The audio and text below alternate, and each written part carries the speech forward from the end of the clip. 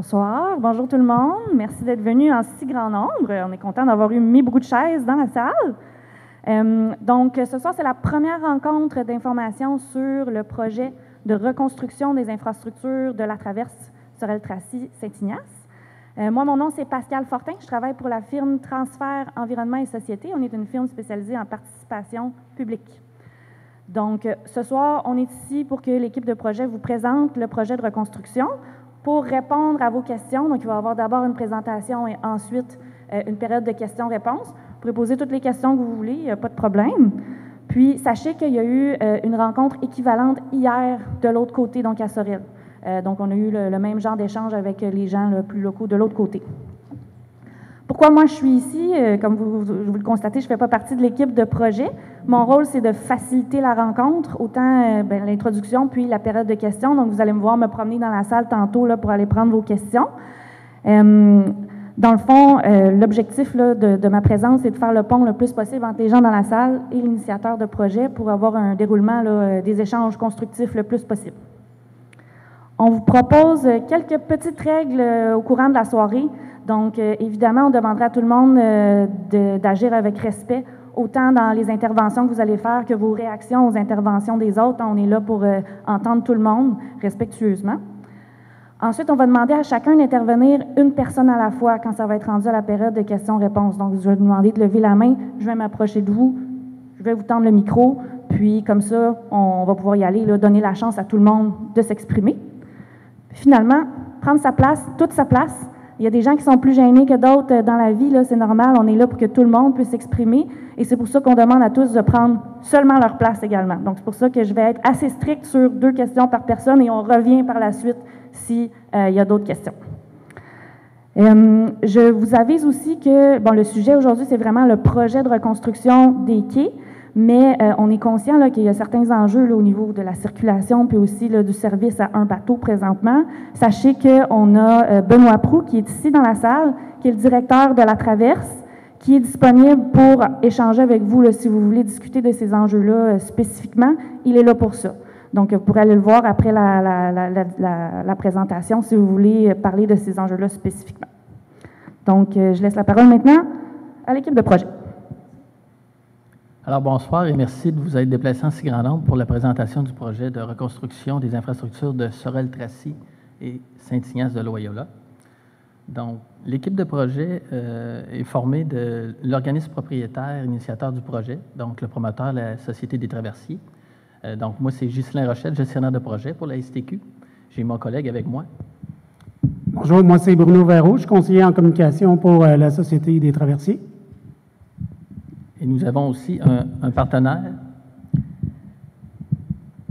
Je me présente, mon nom est Nancy Hudon, directrice de projet pour la Société québécoise d'infrastructure, donc la SQI. Pourquoi la SQI est présente dans le projet? C'est simple. Le gouvernement du Québec mandate la SQI pour tous les projets supérieurs à 50 millions. Donc, c'est pour ça qu'on est présent avec vous ce soir. Je vais également présenter ma collègue qui aurait dû être assise ici, là, qui doit être encore à l'entrée, Isabelle. Elle va venir tout à l'heure, elle est un peu fantôme pour l'instant. Isabelle va être ici pour prendre des notes. Vous allez voir, nous, on ne prendra pas de notes ce soir, on est vraiment là en présentation. OK. On est vraiment là pour présenter le projet, mais soyez assurés que vos commentaires, vos enjeux, vos préoccupations vont être prises en compte par ma collègue dans le résumé de la rencontre. Voici les sujets qu'on va vous présenter ce soir. On va vous présenter les objectifs de la rencontre. Bien sûr, on va vous présenter le projet lui-même. On va parler aussi du maintien des opérations du traversier pendant les travaux, les autorisations gouvernementales, les prochaines étapes du projet, les moyens de communication mis en place. Et bien sûr, on va terminer avec une période de questions. Ce soir, pour la rencontre, on a 3 objectifs principaux. Donc, bien sûr, présenter le projet. On souhaite vous donner une vue d'ensemble du projet, et ce, même si on est au début du développement du projet. Vous comprendrez qu'on est ici tôt dans le processus pour prendre en compte vos enjeux, vos préoccupations, vos commentaires, pour pouvoir les intégrer au projet. C'est vraiment important, là, sans doute que vous allez avoir des questions, puis on n'aura même pas les réponses. Mais l'objectif, vous comprenez que si on arrive trop tard dans le processus, on ne peut plus rien changer. Si les plans et devis sont complétés, il est trop tard. Là, nous, on est très, très tôt dans notre processus. Je voulais faire cette petite introduction. C'est très important pour la suite de la présentation. On est là aussi, un des objectifs, on est là pour vous donner la parole. On souhaite ce soir créer un espace d'échange avec vous. Vous allez poser vos questions, vous allez nous donner vos commentaires. C'est vraiment un des objectifs principaux. Le troisième objectif, c'est de comprendre votre réalité pour pouvoir intégrer les enjeux, comme je l'ai dit tout à l'heure, les préoccupations que vous avez pour essayer de minimiser toutes les contraintes que le projet va vous amener. Donc, votre participation est essentielle pour s'assurer que le projet réponde aux besoins du milieu. Pour la suite de la présentation, je cède la parole à Ghislain. Merci. Alors, la STQ détient un vaste réseau d'infrastructures un peu partout au Québec. Et le projet se situe à l'est de ce réseau, donc sur le fleuve Saint-Laurent, entre la rivière Richelieu et le lac Saint-Pierre. La traverse est dans le réseau depuis 1978. C'est un axe de développement essentiel. Le projet favorisera la traverse à s'inscrire davantage comme un axe de transport structurant. C'est près de 25 000 traversées annuellement, dont 1 million de passagers et plus de 750 000 véhicules.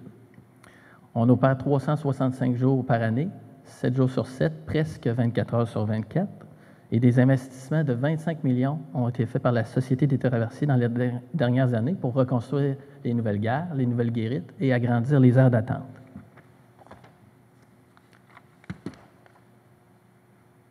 Pourquoi reconstruire les quais? Eh bien, c'est pour renouveler des infrastructures en fin de vie qui ont été construites dans les années 60 et 70. Maintenir le transport entre les deux rives, améliorer la sécurité des piétons et des cyclistes, bonifier la fluidité des opérations et finalement, adapter les infrastructures aux nouveaux navires électriques branchables et d'autres navires de relève dans la flotte. Le site actuel, donc vous pouvez voir à votre gauche, vous pouvez voir à votre gauche les guérites au bout de l'aire d'attente, l'aire d'attente elle-même, ensuite la nouvelle gare, le quai-garage à l'avant-plan, la rampe simple d'embarquement, ainsi que le quai latéral où on vient amarrer le navire. J'attire votre attention sur la rampe qui est décentrée par rapport au navire, donc on y reviendra plus tard. Les travaux se localiseront au quai-garage, aux embarcadères, au quai latéral, ainsi qu'à la voie de sortie sur la route 158. Oh. Désolé. Oui, exactement. Donc, les travaux se dérouleront pour les embarcadères, donc embarcadère double. La partie bleue, c'est le quai-garage qu'on vient changer d'angle. Vous allez voir pourquoi tout à l'heure, ainsi que la prolongation du quai au bout. La sortie double, nous devrons converger les doubles voies à un endroit, là, sur ou avant la 158.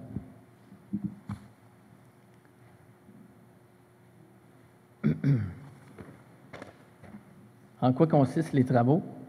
Donc, à reconstruire les quais, l'installation de 2 rampes d'embarquement, le réaménagement des voies d'accès, l'installation d'équipements à quai et le remplacement des bâtiments de service.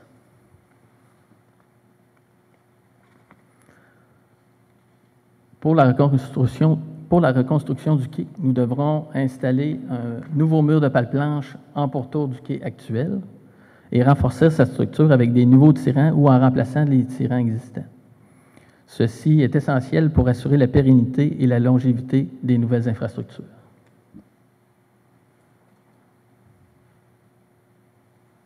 Voici des exemples en quoi consiste installer des nouvelles pales planches. Donc, nous allons enfoncer des pales planches profondément dans le sol marin, Puis nous allons les attacher avec des tirants pour aller chercher une solidité dans l'axe horizontal.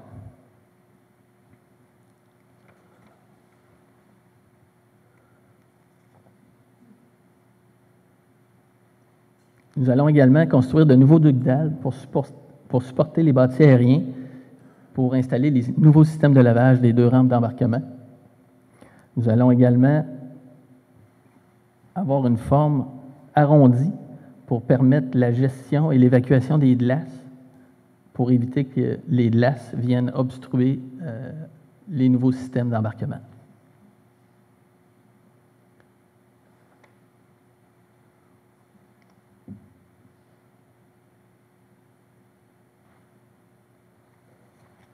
Nous allons également prolonger le quai pour accueillir les nouveaux navires électriques, mais aussi bien amarrer les navires actuellement en service, puisqu'ils sont déjà plus longs actuellement que le quai actuel. Donc, c'est la partie en bleu pâle.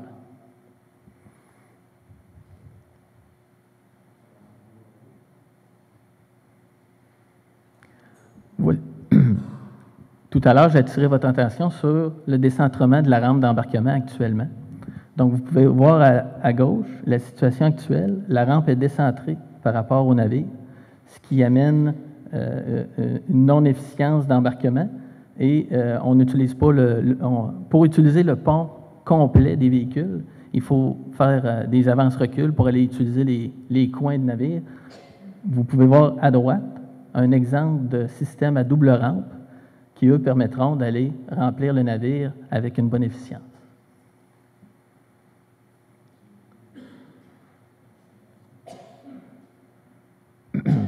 La seconde rampe viendra également ajouter une robustesse à notre service de traversier, puisqu'on assurera une redondance en cas de travaux de maintenance ou en cas de bris d'une des 2 rampes.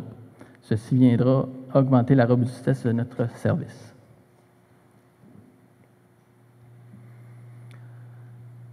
Nous allons également construire de nouveaux bâtiments de service pour les équipements mécaniques électriques.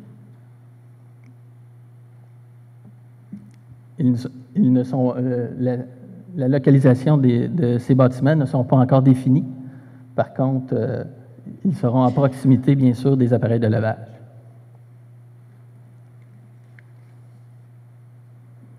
Voici des exemples d'équipements à quai à installer. Donc, nous devrons installer de nouveaux bollards et des nouvelles échelles d'amarrage que vous pouvez voir le long du quai entre les défenses cylindriques noires. Donc, ça, c'est pour permettre de bien amarrer les navires à quai. Nous allons mettre des nouvelles défenses pour protéger les navires lors des amarrages et de l'accostement. Et nous allons également installer de nouvelles échelles de sauvetage selon les réglementations. Et finalement, nous allons installer de nouveaux systèmes de connexion automatique pour recharger les futurs navires électriques. Donc, ce n'est que des exemples, puisque plusieurs systèmes sont en opération à travers le monde actuellement. Donc, on voulait vous présenter à quoi ça ressemblait un système de connexion automatique pour une recharge de navire.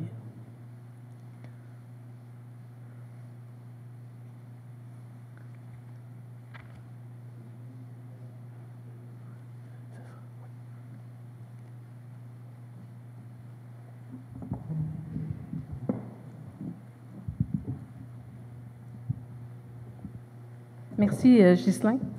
Comme vous le savez, la traverse de Sorel-Tracy-Saint-Ignace-de-Loyola est une traverse essentielle pour la mobilité des citoyens, des travailleurs et des entreprises de la région.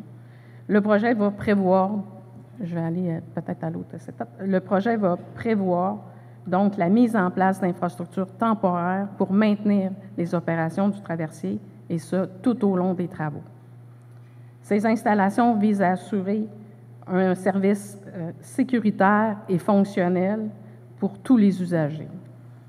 Donc, les infrastructures temporaires vont comprendre, entre autres, une rampe d'embarquement temporaire, une plateforme flottante et une voie d'accès temporaire. Donc, l'image suivante permet de localiser où seront situées les infrastructures temporaires. Donc, on voit la flèche sur la photo, là, ça vous permet de vous localiser, cette photo-là. Donc, c'est à cet endroit-là là, qu'on va installer les infrastructures temporaires. On va aller un petit peu plus loin pour avoir une image un peu plus précise. Donc, on voit là, dans l'encadré rouge les installations temporaires. Donc, il va y avoir un chemin d'accès qu'on va aménager dans le prolongement, si on veut, de l'allée 7 de l'aire d'attente. On va faire un enrochement dans le fleuve pour permettre le prolongement de cette voie d'accès-là.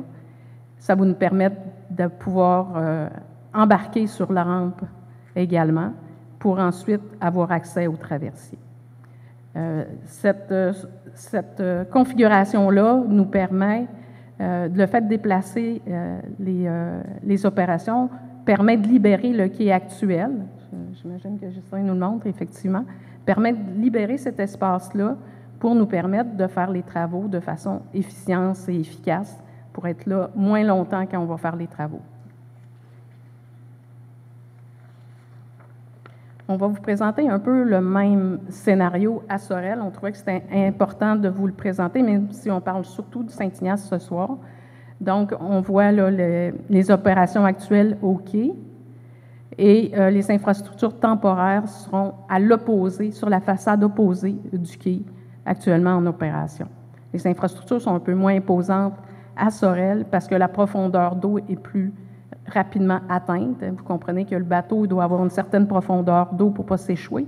C'est pour ça qu'à Saint-Ignace, on a un enrochement pour permettre d'aller au large puis que le bateau puisse accoster. Je vais vous parler des autorisations gouvernementales.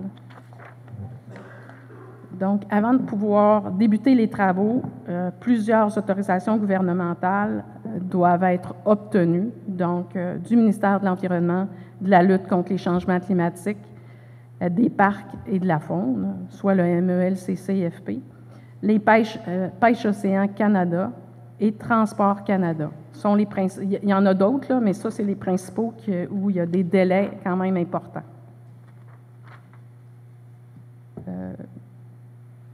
Le projet est assujetti à la réglementation au processus d'évaluation environnementale de la province. Donc, ça veut dire qu'on doit rédiger une étude d'impact pour obtenir les autorisations du MELCCFP et du MPO. C'est l'outil qu'ils utilisent là, pour analyser le projet et rendre une décision par la suite. Cette étude intègre plusieurs types d'impact. Donc, bien sûr, toute la biologie, donc les poissons, la faune, la flore, les mammifères. Le social, donc le paysage, qu'est-ce que vous voyez aujourd'hui et qu'est-ce que vous allez voir quand le projet va avoir lieu. Le bruit, la poussière durant les travaux de construction. Et bien sûr, les consultations publiques qu'on fait avec vous font partie de l'étude d'impact également. Et il y a tout le volet, bien sûr, technique, les courants, les niveaux d'eau, le changement climatique, la navigabilité, parce qu'on va créer un nouveau quai. Donc, il faut que ça soit possible d'accoster. Donc, tout ça fait partie de l'étude d'impact.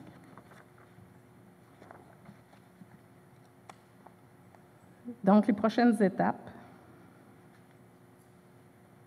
Ah, OK, oui. Les prochaines étapes. Actuellement, on est en phase planification. Donc, au début du processus, comme je vous l'ai dit tout à l'heure, là, on débute le projet.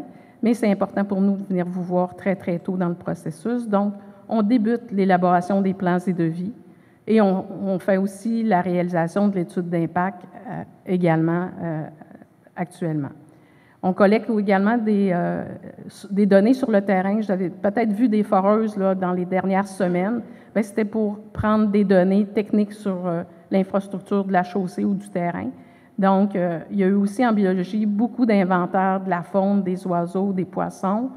On a fait, comme je l'ai dit tout à l'heure, beaucoup d'études des conditions du site, des glaces, des placements du fond marin. Tout ça a été étudié parce que, bien sûr, c'est un projet très technique, mais il y a tout le volet social aussi qu'on prend en compte, donc le bruit ambiant, l'analyse du paysage, tout ça est en cours de collecte de données. Donc, pour les prochaines étapes, dans les prochains mois, des travaux de la phase de planification vont se poursuivre. On va compléter les études et les inventaires terrain. On va poursuivre l'élaboration des plans et devis et on va poursuivre la rédaction de l'étude d'impact. En plus des activités techniques, nous poursuivons nos efforts pour vous informer et pour vous consulter tout au long de l'élaboration du projet. Vous voulez sans doute savoir à quel moment on va faire les travaux. À ce stade-ci, c'est un peu tôt pour nous pour vous donner des dates très précises parce que, comme je l'ai présenté tout à l'heure, il y a plusieurs autorisations ministérielles qu'on doit obtenir et ça, on n'a pas les délais de façon précise. Mais ce qu'on souhaite, c'est débuter les travaux en 2029. Est-ce que notre souhait va être, on va être capable de l'atteindre? C'est vraiment les autorisations qui vont venir nous dire si c'est possible. Donc, ici, on voulait vous montrer un aperçu lorsque les travaux seront terminés. On a vu tantôt toutes les infrastructures temporaires, c'est quand même imposant, mais quand on va quitter, on va démanteler ces infrastructures-là temporaires. Donc, on va remettre le site comme il est aujourd'hui, sans aucune présence d'enrochement. Vous avez vu tantôt quand même de l'enrochement, donc tout ça va être retiré. Et bien sûr, on va voir le prolongement. Là, tout ce qui était bleu tout à l'heure, c'est un peu le grisé que vous voyez à l'écran. Et on va voir une zone de consolidation du quai, les pales planches que Justin vous parlait. C'est la trame grise pâle là, qu'on voit là, sur le bord du quai d'accostage. Là. Donc, l'empreinte est presque pas perceptible à l'œil nu quand tout sera terminé. Je vais céder la parole à Bruno pour il va vous parler des moyens de communication mis en place.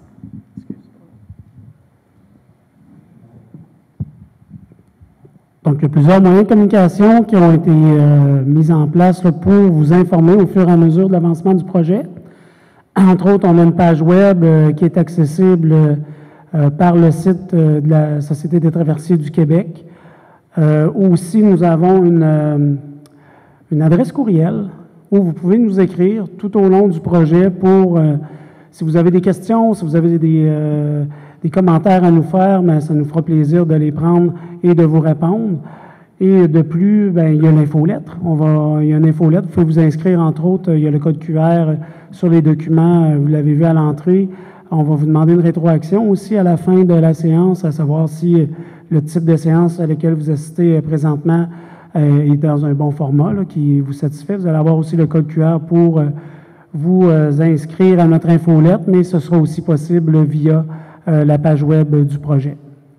Donc, au fur et à mesure, vous allez pouvoir avoir de l'information et de la rétroaction de notre part pour connaître le projet et bien sûr pouvoir nous poser des questions.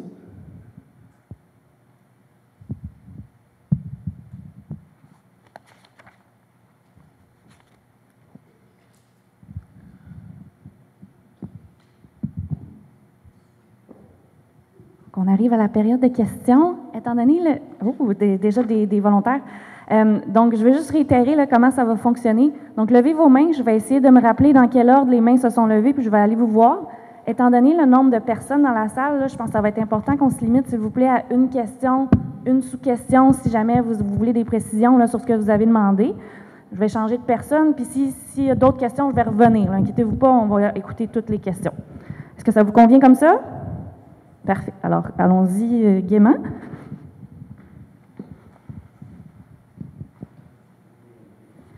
Peut-être juste nous dire votre nom, puis je vais... Sylvain Perron. OK. Merci d'être là, de nous informer. Je pense que dans votre présentation, il manque beaucoup d'informations. Là, vous parlez de traversiers électriques. Est-ce que vous changez vos traverses? Puis là, vous doublez la capacité d'entrée et de sortie, dans ce que je peux voir. Là. Présentement, on est à 1, une voie. Ça a des impacts quand même chez nous ici sur le chemin, parce que si vous n'améliorez pas vos entrées sur la perception des billets, on n'est pas plus d'avance parce que vous allez vider vos 7 rangées, mais il y a quand même une filée qui s'accentue ici sur le chemin de la traverse. Je comprends que vous devez moderniser, mais je pense que la réflexion doit se faire beaucoup plus loin que de vouloir faire une perception, puis de l'entrée facile et de débarquer facilement. Puis il y a l'autre côté aussi, c'est qu'il y a un projet, supposément, qui à un moment donné va peut-être venir le jour, le pont Sorel-Lanoret. Là, je me demande, des gros investissements comme ça, parce que là, vous me parlez au-delà de 50 millions pour un investissement d'une traverse, je n'ai pas de souci, mais est-ce qu'elle va avoir encore lieu si jamais le pont va lever un jour de Sorel à Lanoraie? Donc, votre première question, c'était en lien avec, est-ce qu'il y a quelque chose dans le projet en lien avec le paiement avant l'aire d'attente? C'était ça? La capacité d'entrée, vous n'avez pas amélioré l'entrée, mais si la perception en amont, ça reste comme ça, il y a juste une guérite d'ouverte, ça s'accumule jusqu'au quasiment 3 km plus loin dans des journées, ça n'a pas de sens. Donc, est-ce qu'il va y avoir quelque chose qui va être fait par rapport aux guérites? C'est sûr que dans le projet actuel, dans la phase qu'on parle, il n'y a pas une modification à la gestion de la guérite. Ça, on parle des opérations actuelles. Puis dans les phases précédentes, les travaux, on a agrandi les aires d'attente, on a refait les billetteries. Là, on est dans une phase de gestion de maintien d'actifs. Donc, les quais sont à refaire. Il était prévu ajouter une seconde rampe d'embarquement, même avec les navires actuels. L'arrivée des navires électriques est une parcelle. Donc, on a ajouté l'arrivée des nouveaux navires au projet parce que le projet, quand il a démarré, il n'y avait pas l'arrivée des nouveaux navires. Donc, on l'a inclus au projet. Donc, tant mieux. Mais votre commentaire est connu, on l'a entendu et il a été noté hier, puis on le renote ce soir. Là, je vois le directeur de la traverse prendre des notes. Donc, c'est bien reçu pour ce qui est de vos commentaires. Puis, je vais passer à Bruno pour l'autre question. Pour ce qui est de la construction d'un pont, effectivement, c'est un projet qui est existant dans la région déjà depuis plusieurs années. Pour le moment, il est assuré qu'au niveau du gouvernement du Québec, le gouvernement nous mandate, la Société des traversiers du Québec, pour faire l'exploitation d'un service de traversier. Donc, dans le cas de la construction d'un pont ou de la volonté du gouvernement de construire une infrastructure comme celle-ci, pour le moment, bien, ce qu'on a, nous, de notre côté à la STQ, c'est aller de l'avant avec le service de traversier, mais impossible de s'avancer qu'est-ce qui arriverait dans l'éventualité que le gouvernement aille de l'avant avec la construction d'un pont et le service de traversier. Mais pour le moment, c'est le mandat que nous avons. Merci.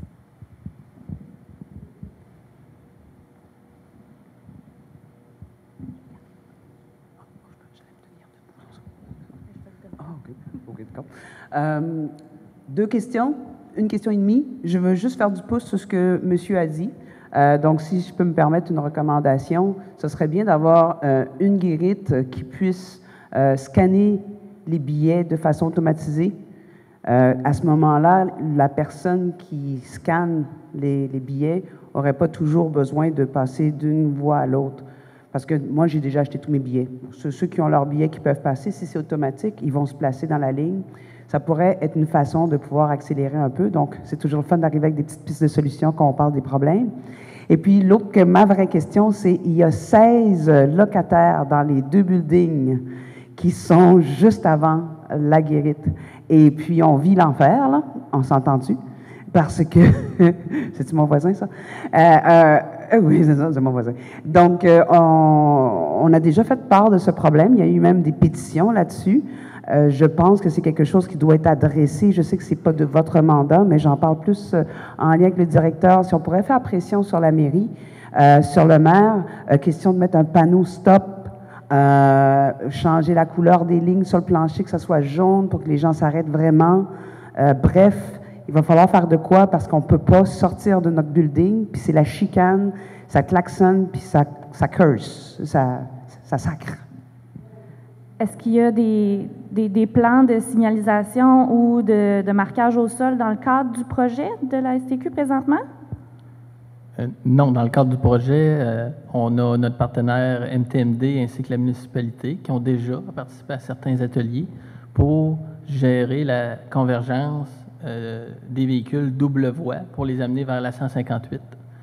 Par contre, pour les problèmes actuels qu'on vit, comme j'ai répondu tout à l'heure, c'est noté, là. Puis, on n'est pas surpris.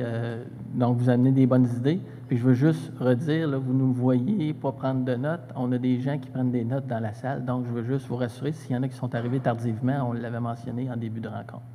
Peut-être mettre le micro plus proche pour les prochaines réponses, s'il vous plaît. Parfait, merci. Oui, OK. Bonsoir, Danielle Traversy. J'habite Saint-Ignace. Ma première question, je veux savoir qui va payer ça? Est-ce que ce sont les gens de Saint-Ignace? Est-ce que c'est nous? Ce fameux 50 millions minimum, là, d'après moi? C'est c'est la Société des traversiers, donc le gouvernement du Québec. OK, d'accord. Et puis, mon autre question, c'est que là, justement, ils disent qu'à Bécancour, ils ont diminué à cause que l'électricité est mise en question. Là, vous parlez de bateaux qui vont être électrifiés. Moi, tout ça me semble quand même précaire. Je ne sens pas que c'est solide. Je ne sens pas que le gouvernement sait où il s'en va. Et puis là, encore une fois, ça va être un énorme projet. Et puis, les gens d'ici, c'est un petit village, nous voulons la tranquillité. Et puis là, c'est pour amener encore plus de gens. Comme dit monsieur, vient qu'à un moment donné, le chemin, il est vraiment chargé. Mais là, si on augmente, qu'est-ce qui va se passer? Est-ce que la 158, vous devez l'agrandir? Mais là, la tranquillité du village, où va-t-elle être? Alors, c'est tout ça que je me questionne. Puis au niveau de l'environnement aussi, on a notre petit parc que je trouve très agréable. Là, est-ce que ça va être défait? Est-ce que pendant les 4-5 ans de la construction, on ne pourra pas y avoir accès? C'est sûr que... Il y avait beaucoup de questions dans votre question. Je voulais savoir, est-ce qu'on vote? Est-ce qu'un jour, on va pouvoir voter sur ce projet, si nous sommes d'accord ou non? Donc, je vais y aller dans l'ordre que je me rappelle les choses. Donc, on va commencer par Hydro-Québec. Donc, vous amenez un très bon point. Effectivement, on ne fait pas une demande à Hydro-Québec de recharge de navire aujourd'hui pour l'avoir demain matin. Donc, ça fait déjà plusieurs années qu'on est avec Hydro-Québec pour discuter de ce dossier-là d'arrivée de navires électriques, parce que ça prend une grande puissance pour recharger les navires. Par contre, ce n'est pas une extrême puissance, donc rassurez-vous. Par contre, on dépasse le seuil pour la nouvelle loi, le projet Loi 2. Donc, ce n'est pas Hydro-Québec qui va définir si il nous donne un bloc d'électricité de ce calibre-là. C'est le MEIE, donc le ministère de l'Économie, de l'Innovation et de l'Énergie, qui va octroyer, Hydro-Québec va octroyer le bloc si le MEIE donne son aval. Donc, le processus est entamé et ils sont dans le projet depuis déjà plusieurs mois. Donc, la question était très bonne, donc je voulais préciser. Quel autre point ensuite? Est-ce qu'il va falloir vous agrandissiez la 158 s'il y a plus de monde? Notre petit parc, est-ce qu'on va pouvoir l'utiliser? Est-ce qu'on va voter sur ce projet-là? Dans ce projet-ci, on est avec notre partenaire MTMD et la municipalité. On a étudié et établi des scénarios de convergence des véhicules. Donc, les véhicules vont sortir double voie. Donc, on a des scénarios de converger pour les amener à simple voie un petit peu plus loin. Donc, le scénario n'est pas encore défini à 100%, mais comme on vous dit, on vient vous voir tôt dans le processus. Donc, on collecte vos commentaires ce soir, justement, dans les décisions qui seront à venir. Donc, est-ce que ça... Puis, l'autre question, c'était en lien avec le petit parc. Est-ce qu'il va être réhabilité? Oui, le petit parc, effectivement. On a eu des discussions avec la municipalité pour pouvoir utiliser et maintenir le service, cette aire-là, qui sera remis tel quel après les travaux, bien sûr, parce que l'enrochement que vous avez vu est temporaire. Donc, la demande qu'on fera au ministère de l'Environnement, c'est seulement pour une empreinte temporaire. Donc, on la retire par la suite. La dernière question, c'était par rapport à un vote sur le projet, s'il se fait ou non. Puis je rajouterais sur la question, est-ce que c'est possible de ne pas faire le projet ou bien il faut absolument le faire, peu importe s'il y a des nouveaux navires ou pas? On comprend que les infrastructures sont vieillissantes.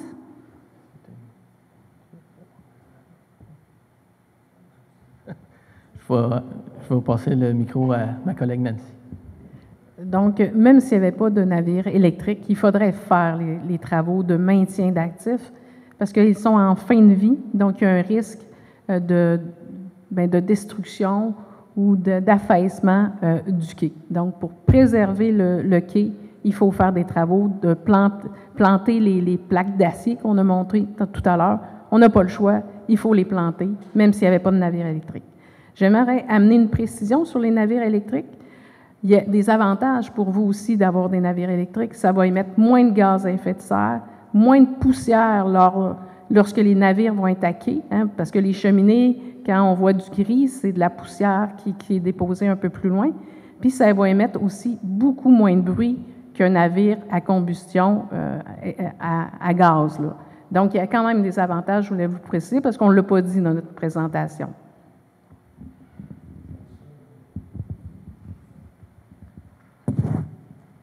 Oui, bonsoir. Mon nom est Louis-Vincent Barthes, président de Saint-Ignace de Loyola. Moi, je le comprends, là, que les travaux qui vont avoir lieu, si on débarque plus vite, on embarque plus vite, fait que ça fait moins de gens sur la route. Par contre, le problème, je crois que ça fait 30 ans que le problème ici, c'est qu'on est le parent pauvre de la Société des traversiers du Québec. Et je ne parle pas des investissements que vous avez faits dans les 30 dernières années. Je parle de l'accessibilité des navires. Là, j'ai lu récemment dans le Charlevoisien qui disait que la STQ s'assurait que la traverse baie Sainte-Catherine-Tadoussac ne serait pas impactée par le roulement des navires et celle de Saint-Joseph-la-Rive et l'île aux Coudes ne serait pas impactée. On n'a jamais parlé de Saint-Ignace. Ça, Saint-Ignace puis Sorel, c'est pas grave, on est impacté. Et puis, quand on parle que la Société des traversiers dit qu'elle a fait un plan de marche pour le roulement de ses navires, puis que tout a été pensé, bien, je m'excuse. Ça, c'est de la poussière, ça, dans les yeux, parce qu'il y a de la construction sur le pont de Trois-Rivières. À Montréal, je n'ai pas besoin de vous expliquer la situation. Et puis, les gens, bien, quand ils sont pris, qu'est-ce qu'ils font? Ils s'en viennent ici. Alors, si on veut que notre 158 soit libre, mais il faut mettre 2 navires. Et puis, c'est là que ça commence, 2 navires. Puis si on a tout le temps 2 navires, ça va aller toujours mieux. Mais là, on dit qu'on va avoir 2 navires électriques. Est-ce qu'ils vont être tout le temps encore à Tadoussac? Parce que la réponse de la Société des traversiers, c'est tout le temps la Sempéternelle 138 qui continue, la continuation du chemin. Ça, c'est un humain qui a décidé ça, parce qu'il y a un autre humain qui a décidé que la 55, elle continuait. Puis il y a un autre humain qui a décidé que la 158 arrêtait au quai à Saint-Ignace. Fait que la continuation du chemin, c'est un humain qui décide si elle continue ou non le chemin, ou le numéro. Fait que j'ai de la misère avec ça, cette conception de le roulement des navires, puis nous autres, on n'ait jamais 2 navires. Là, je comprends que Catherine Lagardeur est en réparation, mais bon coup, on pourrait dessus.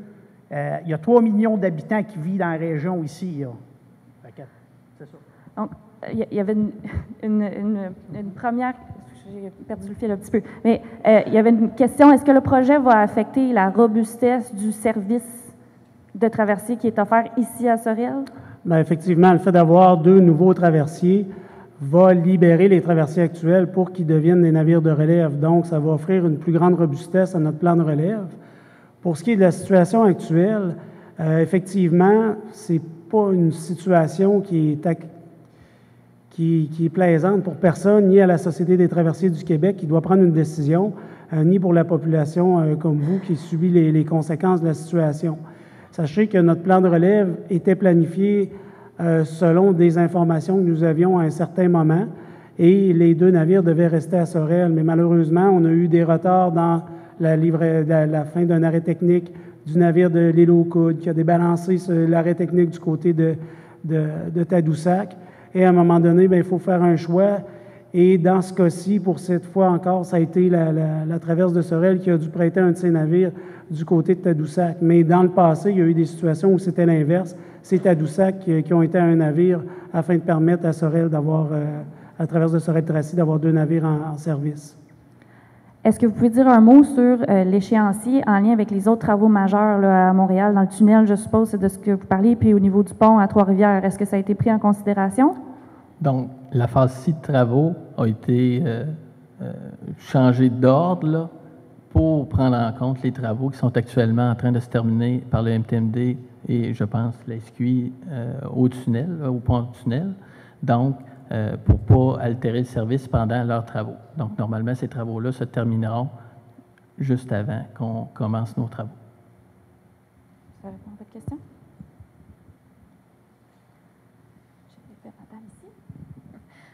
Oui, bonjour.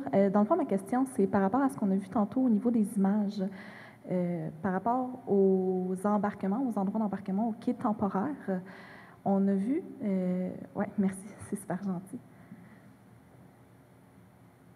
Oui, c'est les deux, dans le fond, autant Sorel que Saint-Ignace. On voit que l'aire d'attente au niveau des voitures va être beaucoup plus réduite. Est-ce qu'il y a quelque chose, autant l'un que l'autre, l'autre est un peu à l'envers par rapport aux guérites aussi, est-ce qu'il y a quelque chose qui va être mis en place pour favoriser justement l'aire d'attente et pas congestionner les rues ou les voies avoisinantes? On a fait des scénarios pour la gestion de la circulation là, pendant l'utilisation des temporaires des deux côtés. Commençons par Sorel. L'utilisation de l'aire d'attente à l'envers est probablement celle qui sera retenue. Elle fait partie de plusieurs scénarios. Mais il y a quand même une gestion de circulation à faire pour se rendre à cette aire d'attente-là et de payer avant d'accéder à cette aire d'attente. Pour ce qui est de Saint-Ignace, on est un petit peu plus limité en espace, puis comment dire, ça prend encore plus d'imagination, je vais le dire comme ça. Là. Donc, effectivement, là, vous voyez l'aire d'attente qui ne peut pas être utilisée à 100%. Donc, effectivement, ça aura un effet sur la circulation. Donc, nous allons, comme on vous dit, on vient vous voir tôt, là, il n'y a pas de, comment dire, confirmation de tous les effets que ça aura, mais certainement, ça aura des effets. Donc, Est-ce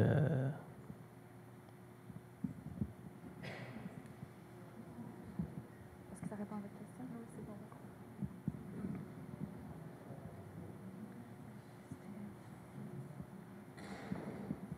Je vais essayer de faire ça en rafale, moi aussi. Vous parliez, je vais faire du bon sur la question de M. Barthes. J'ai pris la peine de sortir les statistiques, effectivement, puis vous seriez surpris. Bien, moi, j'ai été surprise, en fait. On a plus de passagers ici sur notre traverse que celle de Québec par année, depuis plusieurs années, en fait. Puis, effectivement, quand les dernières statistiques étaient encore plus, malgré que l'année passée, on a été presque 6 mois à un traversier, puis là, on a recommencé depuis à peu près 1 mois. Ma première question, c'était, en fait, là, on sait qu'il y a une élection l'année prochaine. Vous parlez de prévoir des travaux au début des années, proches des années 30, là. Est-ce que s'il y a un changement de gouvernement, il va y avoir également des nouvelles études, ou c'est un projet qui est déjà canné, mais ou qui pourrait changer avec un changement de gouvernement? Ma deuxième question, pour les riverains, là, vu que vous changez le tracé, est-ce que vous allez, pour l'érosion des berges, est-ce que vous allez enrocher les berges qui se retrouvent près de la nouvelle section où vous allez faire le kit de débordement? L'autre chose aussi... On va se limiter à 2 questions. Bien, on va mettre les mêmes règles pour tout le monde. Je vais revenir vous voir. On va y aller avec vos 2 questions.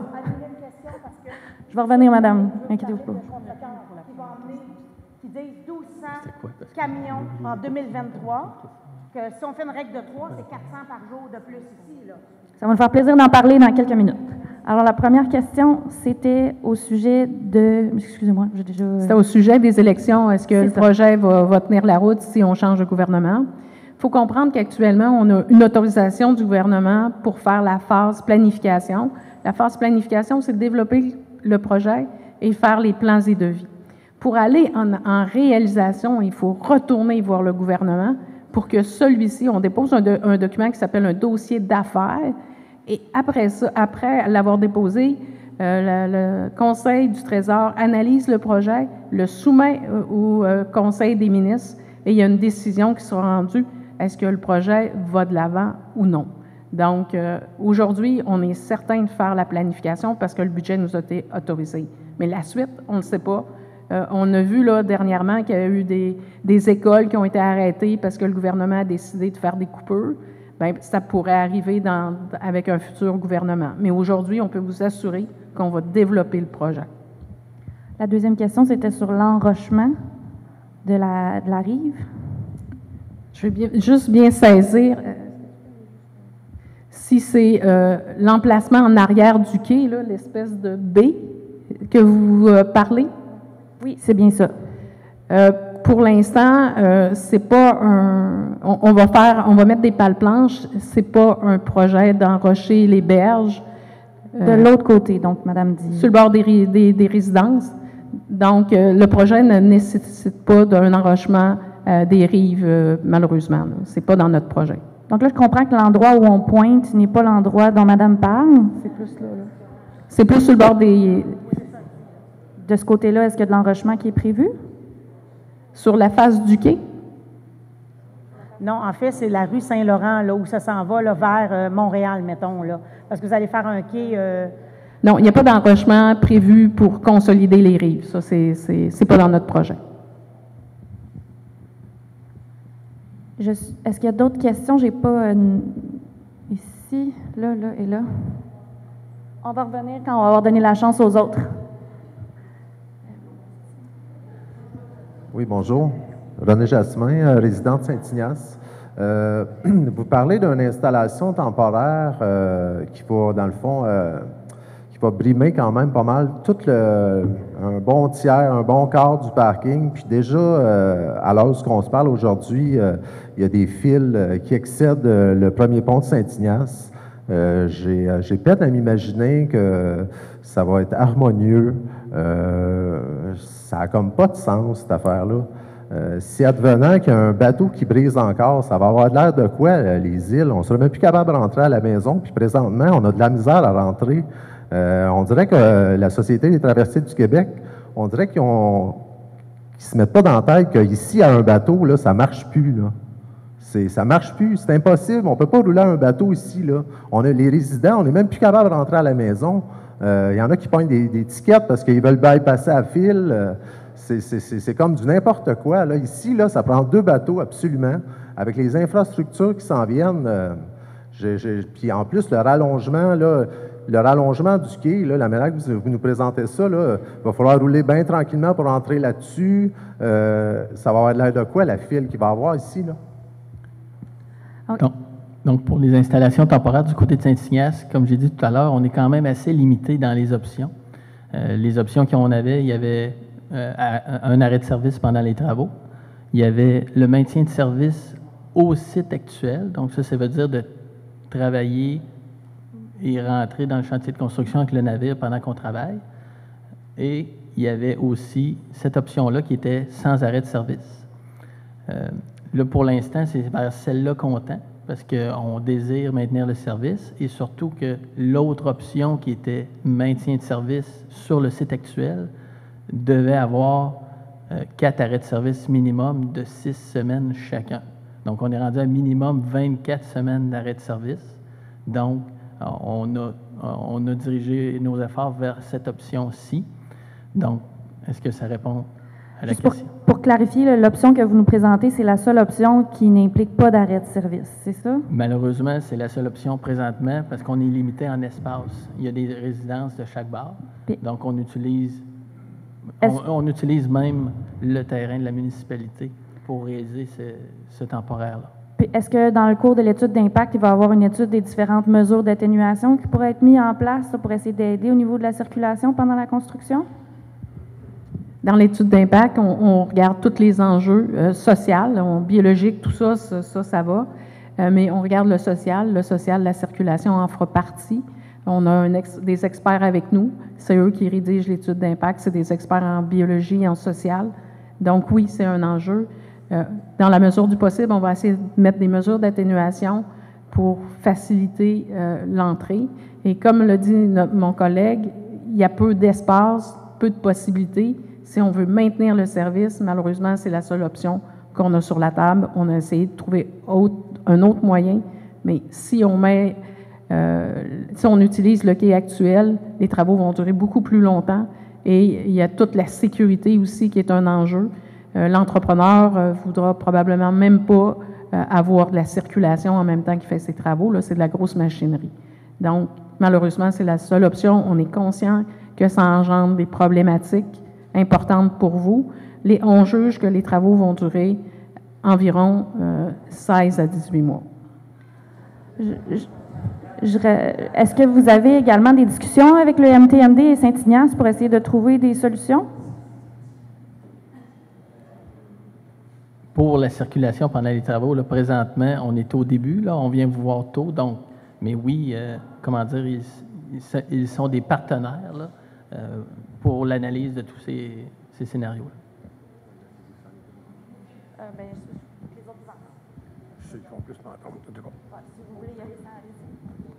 Je vais tenter une chose. Micro, j'ai de la misère, donc je vais faire sans micro. Correct? Donc, un éclaircissement par rapport au projet, que je trouve merveilleux, pas de problème. Vous me dites que 2 débarcadères de chaque côté. La modèle m'aurait loin m'expliquer un petit peu, c'est un petit peu comme à un autre endroit, c'est pour faciliter finalement les bateaux de changer de place, qui rentrent, qui sortent plus vite. C'est ça, pas trop vite. Le but d'avoir 2 débarcadères de chaque côté, on reste avec 2 bateaux, c'est quoi l'idée? Première question. Premier point. Ça permet une meilleure fluidité à l'embarquement puis au débarquement. Ça permet d'utiliser le pont des véhicules complètement. Donc, j'ai cité tout à l'heure, en prenant la traverse, justement, vu qu'on était à un navire, on a vu de l'avance-recul pour remplir les coins de navire. Bien, ça, on vit ça surtout parce que la rampe est décentrée. La rampe a été, à l'époque, décentrée volontairement pour un jour faire une phase de travaux et remettre une rampe à côté. Donc, ce que vous me dites, finalement, c'est qu'on est capable d'avoir un bateau qui va débarquer et un bateau qui est fort, qui est plein. Théoriquement. Non? Les 2 rampes d'embarquement, si je me comprends, sont sur le même bateau. OK, mais je comprends, là. Je comprends que c'est parce que vous voyez cette image-ci qui représente... Okay. Donc, c'est les mêmes 2 bateaux qui restent dans cette configuration-là. Les bateaux, effectivement, nous accueillons. OK, parfait. Donc, ça va être aux heures, une disposition aux heures, mais à 2 bateaux. OK, parfait. Donc, ça laisse supposer à ce moment-là qu'il y a de débarquer plus de personnes à chaque fois que les 2 bateaux vont arriver. Attendez-vous là-bas, oui? Monsieur. OK, on va commencer. Donc, si le fait que 2 bateaux partent déchargent en même temps, ça laisse supposer que plus de trafic va faire avec les bateaux sortent. Monsieur, je vous interromps parce que je pense qu'il y a une petite incompréhension. Là. Il n'y aura pas 2 bateaux en même temps. Là. Il n'y aura pas 2 bateaux en même temps. Donc, c'est les mêmes bateaux qui vont passer au dernier. OK, parfait. Ça, c'est pour faciliter le cheminement. L'autre question que je me pose à ce moment-là, dans votre projet, comme vous avez dit tantôt, c'est la Société de traversier du Québec, le gouvernement fédéral, le Canada, l'environnement, tout le kit. La question que je me pose, est-ce que dans votre projet, vous prévoyez aussi les infrastructures nécessaires à ça qu'on n'a pas présentement? Ce que je vais vous dire, l'aspect stationnement du côté de Saint-Ignace, l'aspect signalisation, information de la clientèle. Pourquoi je vous dis ça? Je reste carrément en face du bureau de paiement du guichet d'entrée. Stationnement, il stationne devant chez moi, hiver comme été. Je pourrais vous montrer des photos. Ça bien qu'il y ait prévu, je ne sais pas si c'est le ministère du Transport qui va vérifier ça ou si c'est vous autres qui vont le regarder, mais ça serait une chose de bonne de prévoir certaines infrastructures pour ça. L'autre facteur aussi, le chemin de la traverse, si on parle de là-bas, jusqu'à l'église, le dimanche, le samedi, souvent, ça se transporte jusqu'ici. On regarde finalement les indications, les détails, comment tu dois se placer, il n'y a pas grand-chose. Très, très souvent, les fins de semaine, dont aujourd'hui, qui n'est pas une fin de semaine, encore aujourd'hui, le monde sortait du chemin pour se rendre à la traverse, il était un peu avant derrière l'auto dans la rue. Arrivé au guichet pour payer, ce qu'il y avait quoi? Il y avait 3 lignes. Les 2 régulières, plus une dans la voie carrément de la route. Je devais à ce moment-là couper la ligne double, puisque cette arrêté, il y avait 4 chars d'arrêté. Donc, je ne pouvais pas nécessairement avancer. Donc, j'ai pris une chance de passer ces lignes doubles, sauf qu'il y a un monsieur qui a eu étiquette pour ça à cause de un mois, qui a passé dans une ligne double. Pas intéressant. Ma seule préoccupation, c'est ça. Comme madame disait tantôt, votre but, c'est d'améliorer le service à la clientèle, pas de problème. Ça va sûrement aider beaucoup par rapport à cas d'affaires. On s'entend là-dessus. Sauf que, qui va prévoir des infrastructures auto en tant que président encore là? Stationnement, signalement. Comment ça marche? Le monde qui ne prenne pas de traverse souvent ne sont pas au courant que Pour eux autres, c'est seulement la voie d'accès, le monde stationne là. C'est pas pour mettre beaucoup de monde ne savent pas c'est quoi cette chose-là. La même chose rendu ici, le monde ne savent pas rendu là-bas. Tu ne restes pas pris là. Tu ne coupes pas de personne et tu ne prends pas de la place. C'est ça qui m'inquiète le plus. Merci. On va essayer d'y répondre. Donc, c'est la responsabilité de qui, les infrastructures de stationnement, la signalisation et tout ça? Bien là, tout ce qui est sur le terrain de la Société des traversiers, c'est la Société des traversiers. Tout ce qui dépasse sur la route 158, la juridiction est de MTMD. Cette route-là étant dans la municipalité, bien, d'ailleurs, c'est la route gérée par le MTMD à cause de la présence du traversier. Là. C'est pour ça. Au niveau, on a une rue principale qui est là, qui passe bord en bas du port, bord en bas de la ville, bord en bas de nous autres. Puis si vous mettez du stationnement, comme on est présentement, là, c'est pas un cadeau. Ça, peut-être plus touché que les autres. Il faudrait montrer des photos et l'hiver, ce que ça a l'air, c'est pas évident. Jusqu'à date, j'ai évité une trottinette et un bicycle. Avant d'en faire un. Je pense que notre directeur voudrait le micro.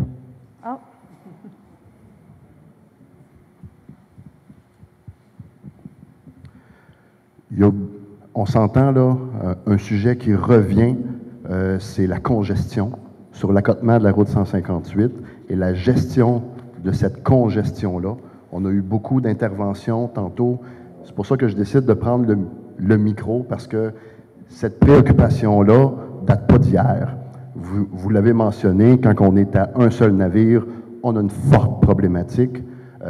Lorsqu'on effectuera les travaux et qu'on opérera de manière temporaire avec les installations, ça va de soi qu'on va vivre encore cette situation-là.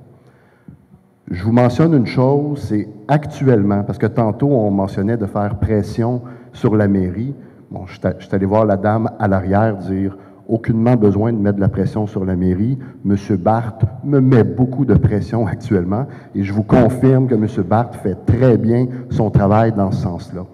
Ceci étant dit, depuis le début des travaux, entre autres dans le pont-tunnel à Montréal, on a mis des mesures de mitigation en place. C'était bien. Est-ce que c'était suffisant? Visiblement, non. On en est fort conscient. Actuellement, on est en discussion avec MTMD Lanaudière, donc qui gère le territoire ici, parce que la route 158, on s'entend, c'est à l'extérieur du site du traversier. Ce n'est pas sous notre juridiction. Par contre, on n'est pas fou. La situation est causée par la capacité actuelle qui génère cette attente-là. Donc, on a des communications puis des rencontres à faire avec le MTMD, avec la Sûreté du Québec, avec la municipalité de Saint-Ignace de Loyola pour mettre en place d'autres mesures. On parle d'aménager l'accotement. Entre autres, on avait des enjeux de sécurité pour accéder à vos résidences, accéder au commerce de la région. Et lorsque la ligne se rend jusqu'au pont, on s'entend qu'il n'y a pas d'accotement sur le pont. On a des gros problèmes de sécurité à ce moment-là. Donc, tous ces éléments-là sont actuellement, on y travaille. Il y a des mesures qui s'en viennent, mais on a un paquet de bonnes idées qui ont été échangées, entre autres via M. Barth, qui a fait très bien son travail dans ce sens-là. Donc, je tenais à vous le mentionner parce qu'on l'entend. La séance de ce soir, on est là pour vous entendre, pour prendre des notes et l'intégrer au projet. Donc, c'est vraiment l'objectif. Je suis content de l'entendre. Il y a la pétition qui est en cours actuellement. Il y a de la grogne, il y a de l'émotion, puis on s'entend que les gens sur l'accotement de la route 158, parfois le manque de civisme et parfois la police doit s'en mêler. Donc, il y a plusieurs intervenants. Il faut travailler en collaboration, il faut travailler ensemble. Puis c'est un enjeu, puis moi, je ne porte pas de lunettes roses dans la vie, là, puis on va tâcher de mettre en place les bonnes mesures. Donc, je savais que le sujet allait revenir, c'est pour ça que je voulais absolument prendre le micro. Mais si vous avez des questions spécifiques après la rencontre, je suis disponible, je suis là pour ça. Je suis là pour vous écouter, je suis là pour prendre la pression. Tout ce qui est hors projet avec les opérations de la traverse, gênez-vous pas. S'il faut que je parte à minuit ce soir, ça va me faire plaisir de le faire, mais pour vous entendre. Merci. Est-ce qu'il y a d'autres questions sur le projet? J'essaie de faire un inventaire. On va commencer par vous, monsieur. Oui, bonjour. Moi, c'est pour la structure là, qui embarque les traversiers. Là. Même qu'ils veulent le refaire, ça ne leur tente pas de le mettre comme bleu pâle au milieu de vert. Ouais. Effectivement, c'est pas la Société des traversiers a établi certains standards avec notre direction de service de génie, puis cette couleur n'en fait pas partie.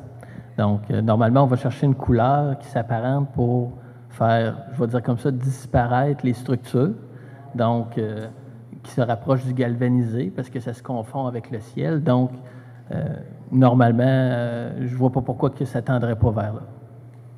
Moi, j'ai un bloc à côté, puis je suis bien content qu'il y ait une mette électrique. Parce que mon propriétaire, il fait laver le bloc à tous les ans, puis moi, je me lave ma galerie régulier, puis c'est noir à cause de la boucane du traversier. Merci pour votre commentaire. Merci. Bon, je vais vous revenir. Oui, bonjour. Moi, je suis résidente de Retracy. J'habite sur le chemin de traverse, en face de rang Saint-Joseph, donc je vis ça à tous les jours. Puis, je suis aussi, j'utilise le bateau tous les jours pour traverser dans le cadre de mon travail. Donc, je comprends un peu votre intervention, M. Proulx. En même temps, de ce qu'on a vu des plans, les travaux, donc le projet va avoir un gros impact sur la circulation, puis le chemin de la traverse, puis la 158. Donc, tu sais, on parle de mettre en place des mesures. Là, on se fait dire que c'est pas de votre juridiction. Fait que tu me demandes quel genre de mesures vous pensez mettre en place. Est-ce que... Pardon. Est-ce que vous avez pensé, par exemple, mettre quelqu'un au niveau de des matelots, au niveau de la circulation? À Tadoussac, par exemple, ils mettent des agents de circulation sur une longue partie de la route avant même de rentrer dans l'heure d'attente. Est-ce que c'est quelque chose qui est envisagé, par exemple? Donc, quand on a dit que ce n'était pas notre juridiction, c'était seulement pour préciser qu'on ne peut pas faire ce qu'on veut. Donc, il faut s'asseoir avec nos partenaires comme la municipalité, comme avec le MTMD. Puis oui, pour le projet, on est déjà en discussion pour la circulation qu'on aura à gérer pendant les travaux et pour la nouvelle configuration de la convergence des deux voies où on la veut. Nous, on fait des études pour voir c'est quoi le meilleur scénario, mais on ne peut pas faire ce qu'on veut. Donc, on propose présentement et on va proposer à ces partenaires-là des scénarios qu'on votera pour améliorer. Ça, c'est pour le projet. Puis, ce qu'on vient d'entendre avec M. Proulx, c'est que c'est la même chose, des discussions avec nos partenaires qui se fait présentement, mais pas pour le projet, mais pour la situation actuelle. Peut-être juste rappeler à quel moment les travaux sont supposés commencer pour mettre les choses en perspective, là. Les travaux sont prévus début 2029, mais ça se peut que les travaux débutent avant si on a des autorisations, plutôt des travaux préliminaires à faire. Et on n'a pas décidé encore de quelle rive qu'on commencera. Donc, quand on parle de 2 ans de travaux par rive, donc ça peut décaler de 2 ans, dépendamment de quel côté nous commencerons.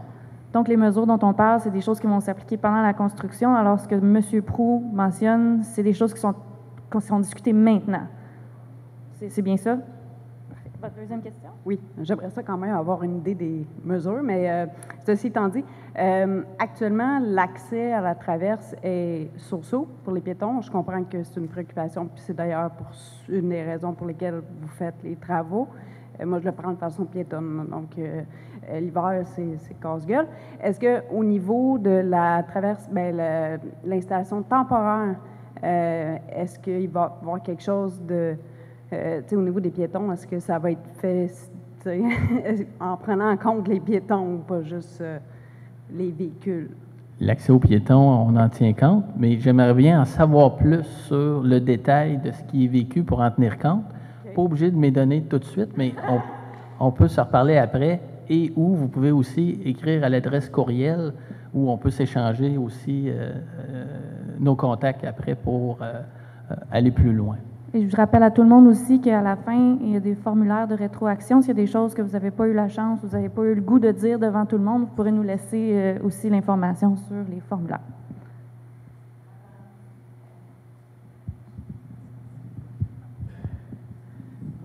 Je veux juste savoir vos nouveaux bateaux, ce qui sont actuellement en construction, et c'est pour quand? Actuellement, le projet des nouveaux traversiers, on élabore un dossier d'opportunité, c'est-à-dire qu'on évalue les besoins et les requis pour les futurs navires. On n'est pas encore rendu à lancer des appels d'offres pour la construction. On parle plutôt que ce soit vers 2027. Il faut comprendre que les traversiers doivent pouvoir accoster. Et pour pouvoir accoster, il faut que les nouvelles infrastructures soient construites. Donc, c'est à ce moment-là là, que ces deux projets qui avancent en simultané et qu'il faut s'assurer que les deux arrivent quasiment au même moment. Donc, la construction des navires, on finalise le dossier d'opportunité actuellement. On va avoir de l'information qu'on va pouvoir mentionner une fois que le dossier d'opportunité va être finalisé officiellement. Et à ce moment-là, on va pouvoir déjà avoir un aperçu de quoi va avoir l'air des navires, mais on n'aura pas encore l'architecture complète. Ça va se faire dans une autre phase, mais c'est quand même un processus qui se fait, si on veut, étape par étape. Vous avez une deuxième question? Ce qui veut dire qu'on en a encore pour des années à avoir ce rush de un bateau de temps en temps. C'est vraiment pas drôle. Deuxième question. Si j'avais des caméras sur le stationnement, moi, je vis à 2 minutes, je prends le traversier souvent. Ça ne me tente pas de venir attendre 3 heures dans le stationnement pour embarquer sur un bateau. Si j'avais des caméras qui fonctionnaient, que de chez moi, sur mon téléphone, je peux voir si le stationnement est vide ou plein, ça m'aiderait énormément. Est-ce qu'il y a une possibilité d'utiliser des caméras pour... Ça, ce n'est pas possible parce que la traverse est considérée traverse sûreté. Il y a 3 traverses sûreté dans le réseau de la STQ, la traverse de Sorel-Tracy, la traverse de Québec-Lévis et la traverse de Tadoussac.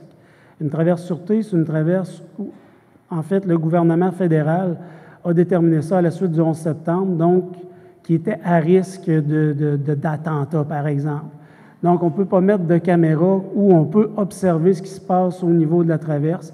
C'est vraiment plus au niveau de l'intérieur des caméras, si on veut, de sécurité, là, qui observent toujours ce qui se passe au niveau de la traverse, là, qui sont en fonction, mais on ne pourrait pas mettre des caméras qui observent la traverse directement. Est-ce qu'il y aurait possibilité d'envisager de mettre des caméras plus loin sur les voies d'accès au stationnement? Ce serait le ministère des Transports, effectivement, qui pourrait faire comme à Tadoussac. Il y a des caméras qui sont existantes, mais qui sont plus loin sur la route. Donc, on peut voir s'il y a, par exemple, une file d'attente qui se crée, mais on ne peut pas filmer ce qui se passe au niveau de la traverse. Donc, on peut noter ça comme une suggestion. Merci, madame. Je vais vous revenir. Je vais laisser la chance. J'ai souvent envoyé des commentaires à la Société des traversiers. J'ai jamais eu de réponse. Jamais. Merci. C'est noté. Est-ce qu'il y a quelqu'un qui n'a pas posé de questions encore, qui a la main levée? Je vais revenir à vous, monsieur, après. Est-ce que vous avez une question aussi? Moi, j'aimerais savoir, dans le projet, vous mettez les 2 voies de débarquement qui vont s'affilier à une voie. Ensuite de ça, on a le rang Saint-Michel qui va débarquer. Vous dites que ça va être pour faciliter la débarque, pour accélérer les choses. Mais si je comprends bien, on va partir de 3 voies à une voie, si j'inclus le rang Saint-Michel. Donc, en quoi ça va faciliter la débarcation le débarcadère et les gens qui vont débarquer du bateau pour aller sur la 158? Bien, juste pour préciser, il n'y a pas de scénario actuellement analysé avec une 3e voie. Je ne pense pas qu'on aurait l'espace, donc ça ressemble à la configuration. Ce que je veux dire, c'est que vous avez les 2 voies qui débarquent, puis après ça, il y a le rang Saint-Michel qui va s'infiltrer. Ils vont tomber toutes les 3 en même temps sur la 158. Bien, le rang Saint-Michel, présentement, il y a un arrêt obligatoire. Donc, normalement, les véhicules, ils s'insèrent s'il y a un espace raisonnable, là, comme sur une autre intersection. Quand vous faites les projets que vous regardez, là, quand vous faites vos études, est-ce que les études sont faites un mardi après-midi ou un vendredi, samedi, dimanche? Parce que c'est 2 réalités différentes. Est-ce que les études de circulation sont faites sur tous les jours de la semaine puis pendant les périodes de forte affluence? Bien là, je n'ai pas la réponse à cette question-là parce que les études datent d'avant mon arrivée au projet. Par contre, on peut revenir, on peut vérifier puis revenir avec.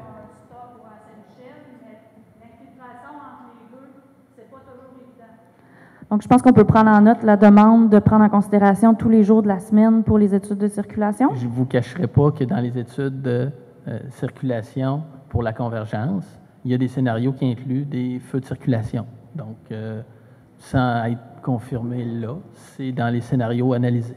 Donc, il y a plusieurs scénarios qui constatent. OK, super, merci. Bonsoir. Est-ce que les 2 bateaux qui vont bâtir vont être plus gros pour embarquer plus de taux? Il y a eu une analyse dans le cadre du dossier d'opportunité sur l'achalandage futur. Donc, des navires, on les prévoit pour une période allant jusqu'au minimum 60 ans. Donc, on se projette dans le futur. Effectivement, on s'attend à un achalandage qui risque d'être en augmentation. Donc, oui, le projet va possiblement avoir des navires plus gros que ce que nous avons actuellement. Parce qu'éventuellement, comme qu'a dit les tracks, là, il va y avoir plus de tracks sur le chemin. Dans le bateau, ça va être la même affaire. Ça va empêcher des chars d'embarquer. Si les bateaux sont en même quantité, 60 chars, il va embarquer juste 20 chars puis 30 tracks. Il faudrait qu'il embarque au moins 100, 125, 150. Éventuellement, il faudrait qu'il pense à ça. Bien, effectivement, c'est analysé dans le cadre du dossier d'opportunité. Merci. Est-ce qu'il y a d'autres gens qui n'avaient pas posé de questions encore? Je m'excuse, j'oublie, là. Ah, excusez. Bonsoir, moi je suis une résidente de Saint-Ignace et j'aimerais savoir s'il y a des résidents qui doivent être inquiets pour leur terrain ou leur maison. En termes d'expropriation, d'empiètement sur les terrains? Présentement, l'empiètement qui est prévu, c'est l'empiètement pour faire le temporaire sur le terrain de la municipalité. Donc, il n'y a pas présentement de scénario où on aurait besoin d'empiéter sur un terrain d'un... Ben, je dis présentement, mais je veux dire, je ne penserais pas, là. C'est pas prévu, normalement. Advenant que ça changeait, est-ce que vous iriez informer et consulter les gens sur cette situation-là? C'est évidemment oui. Parfait, merci. Très tôt dans le processus. C'est encore plus tôt qu'on vient vous voir ce soir. Bonjour. De la manière dont vous expliquez ça, pour installer une nouvelle rampe d'accès puis effectuer des réparations à l'ancien quai, vous mettez une rampe temporaire, un quai temporaire. Ce quai-là, on sait comment ça fonctionne au Québec, là. On parle de 50 millions qui va devenir 75, peut-être 100, qui va être dépensé pour juste améliorer, mettre une rampe d'accès supplémentaire. À la place, faites donc peut-être retourner faire vos devoirs, puis faites comme le pont Champlain, détruisez ça, là, puis tant qu'à investir sur une rampe temporaire, mettez de l'argent au complet pour avoir quelque chose de fiable puis de durable. Non? Bien, pour les coûts, là, on a dit qu'on était avec la SQI parce que c'était un projet d'envergure qui dépassait 50 millions. Là, donc, c'est juste pour préciser que c'était pas le coût de projet, là, mais c'est plus de 50 millions pour le pont. Est-ce que je te... Bien, actuellement, il faut comprendre que les infrastructures actuelles sont en fin de vie, donc à risque de ruine. Si on ne fait rien, ben c'est les quais qui, effectivement, seront détruits, donc ils ne seraient plus du tout accessibles. Puis il n'y aurait plus de service de traversier à ce moment-là, parce que ce ne serait plus possible d'accoster avec les navires.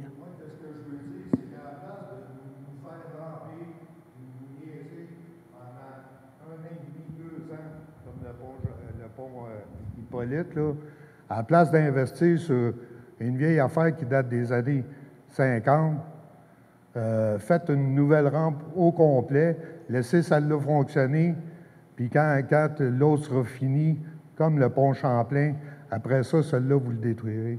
Ça, ce serait de faire, si je comprends bien votre intervention, ce serait de construire une nouvelle infrastructure, mais à côté.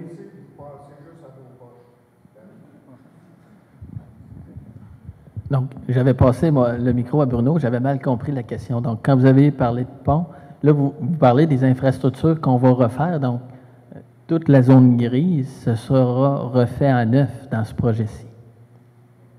Donc, on ne gardera pas il y aura peut-être un vestige de quai qui sera gardé, entre autres, du côté de Sorel. Par contre, le vestige de quai qui sera gardé, c'est parce qu'il aura été jugé périn pour 75 ans. Donc, ce qui sera désuet sera retiré et remplacé par du neuf, là. incluant les rampes d'embarquement et le quai. Merci. Est-ce que je réponds mieux à votre question?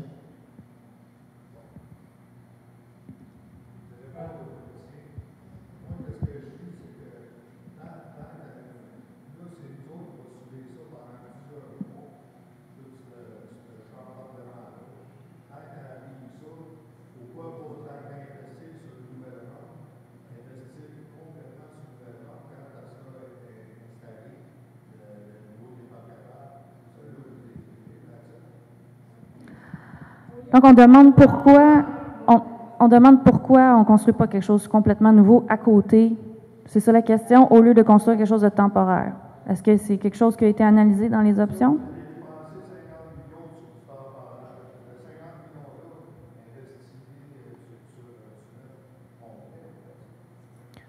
Je comprends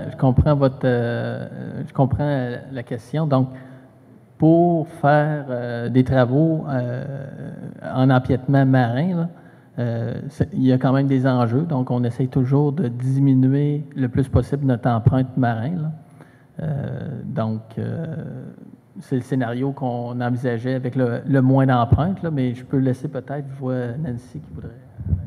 Parce qu'il faut comprendre qu'il y a de la réglementation environnementale. Je vous ai parlé tout à l'heure du ministère Pêche-Océan Canada. Je vous ai parlé de la province, du ministère de l'Environnement, le MELCCFP. Vous comprenez que quand on fait de l'empiètement marin, on retire, je suis obligée de vous expliquer la législation, je suis obligée de l'appliquer. Donc, si on perd de l'habitat de poisson, on doit le compenser. Donc, vous comprenez que si on fait un nouvel empiètement complètement, il va falloir faire un projet de compensation beaucoup plus gros et ça va engendrer des coûts beaucoup plus importants.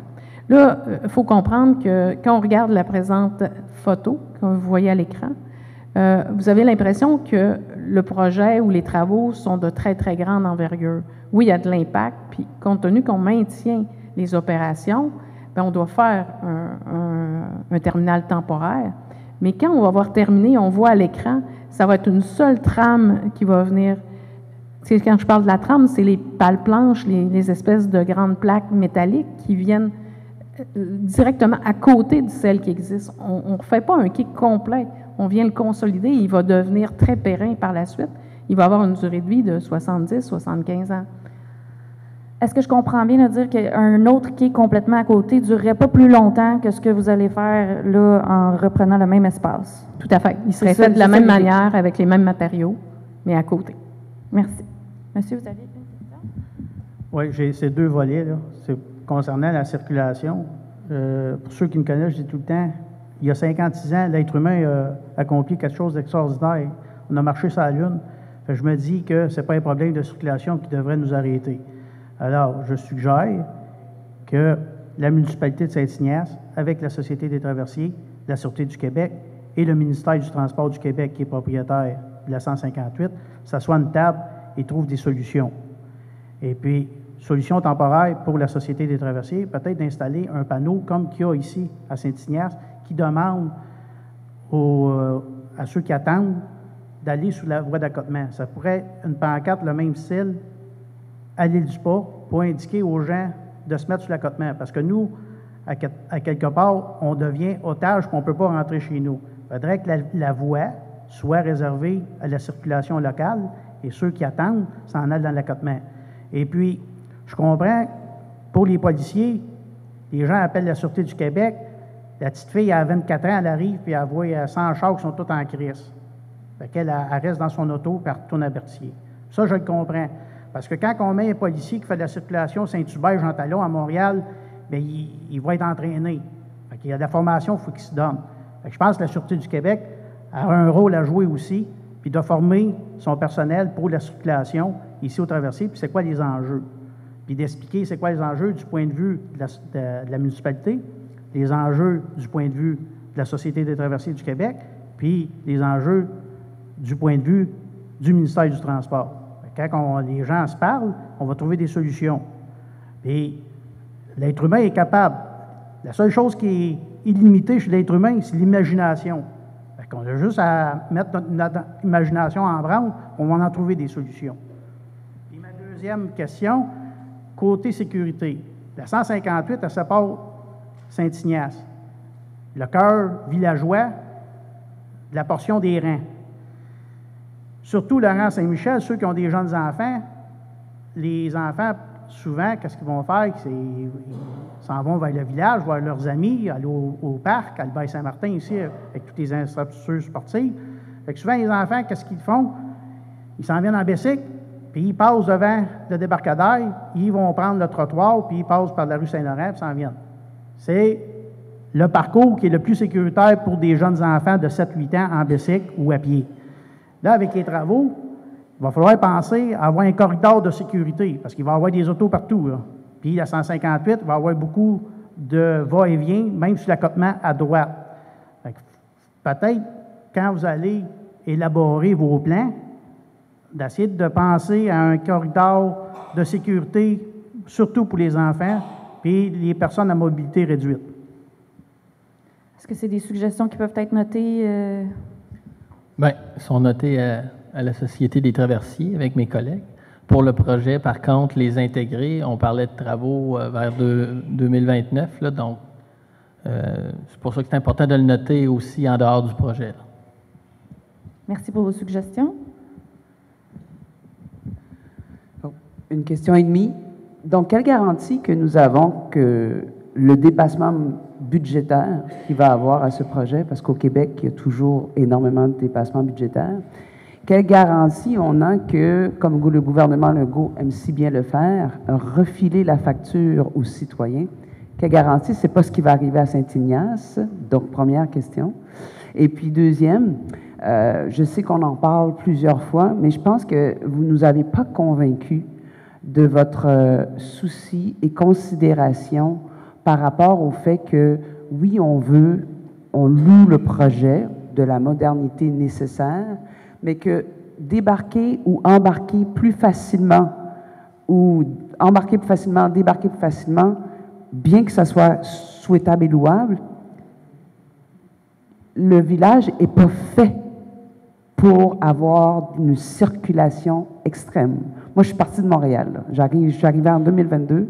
Je quitte un problème pour venir habiter juste à côté du problème, puis sur le terrain.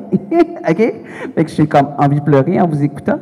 Mais le truc, c'est que vous ne réfléchissez pas à la catastrophe autour qui se passe. Saint-Ignace n'est pas une ville, c'est un village. Donc, 2 fois plus de voitures sur la 158, vous ne nous convainquez pas là, que vous avez même pris le temps d'entendre la considération. Et ça, je pense que c'est ça qui est la tristesse dans cette rencontre-ci, c'est de voir que oui, on parle du traversier, mais qu'on a un problème maintenant, puis qu'il n'y a rien qui va se faire pendant les 3 prochaines années pour le régler. En fait, il y a des discussions, mais on ne voit pas les pistes de solution, puis ça ne fait même pas partie de votre projet de construction comme considération. Donc, parmi les solutions que je vous propose de regarder, c'est de regarder un autre endroit pour les rampes d'attente. Les voitures ne pourront pas rester vitam aeternam pour le restant des jours sur le chemin de la traverse. Il faudra trouver un espace vert, puis il en existe en passant. Il y a un petit parc là, vide, qui ne sert à rien. Non, sur la droite. OK, en tout cas, je retire, là, il y a un petit parc. En tout cas, trouver un endroit où il peut y avoir un stationnement réel, OK, pour que les voitures attendent pour se rendre au traversier. Et puis, pour ce qui est de la lumière, je vois que le commentaire de la lumière de la madame a été tassé de côté en disant, bien, il y a un stop. Mais ce qu'elle dit, ça a du sens. Écoutez bien ce qu'elle a dit. Elle a dit, les voitures vont sortir du bateau 2 fois plus vite, tant mieux, mais en ce moment, à une voie, quand les bateaux sortent, les gens qui vivent dans le village, qui vivent à Saint-Ignace, ne peuvent pas prendre la voie pour sortir. Et ce que vous nous avez répondu, il va y avoir des feux de circulation. Génial! Je vais sortir du bateau, il va y avoir une lumière de circulation qui va être rouge, qui va dire que je ne peux pas sortir du bateau. Non, c'est pas ce que vous allez faire. Vous allez mettre une lumière verte, puis que la personne qui vit à Saint-Ignace ne pourra pas sortir tant que la lumière ne devient pas verte pour elle, rouge, whatever, je me mélange à mes couleurs. Le point étant, c'est que vous priorisez la sortie des bateaux, la rentrée dans le bateau, mais vous ne montrez pas que vous priorisez la qualité de vie des gens qui sont ici. Et ça, c'est ça le problème. Est-ce que...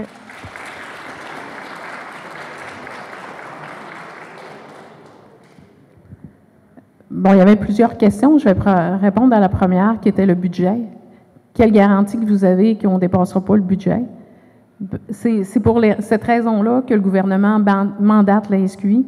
C'est une société distincte du client. Si vous voulez, notre client, c'est la STQ. Et c'est pour cette raison-là qu'on est mandaté par le gouvernement pour gérer le budget, gérer l'échéancier et gérer les besoins du client pour limiter les besoins. Donc, ça, c'est très précis. On a un cadre très établi entre le client par rapport à ce qu'il a besoin et qu'est-ce qu'on doit faire dans le projet. C'est vraiment la raison pourquoi la SQI est présente, parce que la Société des traversiers serait apte à gérer ce projet-là seule, mais le gouvernement a mis des règles, une directive. Quand c'est un projet majeur, c'est systématiquement la SQI qui est mandatée. On comprend que quand c'est des projets du ministère des Transports, c'est pas la SQI, le ministère des Transports a sa propre autonomie, mais pour tous les autres ministères, c'est la SQI, à l'exception des projets TI. Ça, c'est géré par les différents ministères directement. Donc, nous, on est vraiment une société de construction. Est-ce qu'on peut me rappeler la deuxième question? C'était plus un commentaire, je crois, sur que les gens ou madame sent que la circulation locale n'est pas priorisée par rapport à la circulation des gens qui sortent du traversier. Je ne vais pas vous paraphraser, mais il y a des besoins différents, il y a une contradiction. Donc, est-ce que la contradiction entre les besoins des gens qui sortent du traversier versus les gens qui circulent localement?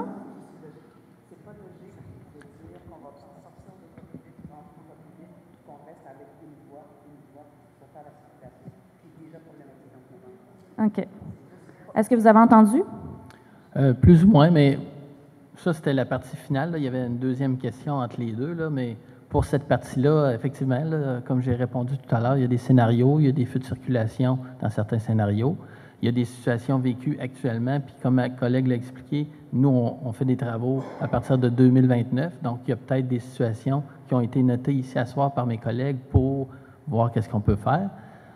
Pour la deuxième question, je viens de m'en rappeler, là, vous avez parlé de trouver un autre endroit pour localiser la traverse.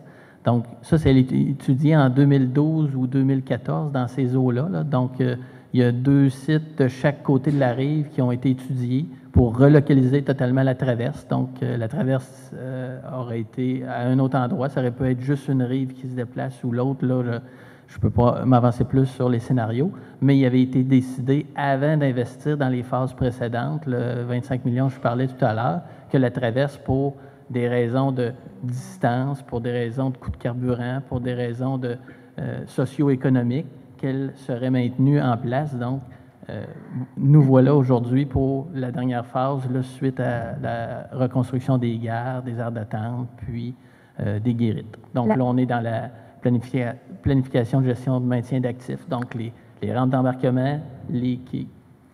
La question, c'était sur la relocalisation des aires d'attente ou de stationnement où les gens se positionnent en attendant de prendre le traversier, non pas sur la relocalisation de la traverse. Est-ce que ça, c'est quelque chose qui est étudié? Ah, bien là, pouvez-vous répéter la question? Parce que là, je vais suggérer là, que oui, OK, on peut permettre plusieurs questions, mais peut-être une à la fois. Ça va être plus facile pour nous à répondre adéquatement. Là. Donc, quelle est la question? Non, je vous donne un exemple. Je ne vous dis pas de faire ça, là, je vous donne un exemple. Disons que le jour, on n'utilise pas le stationnement de l'église.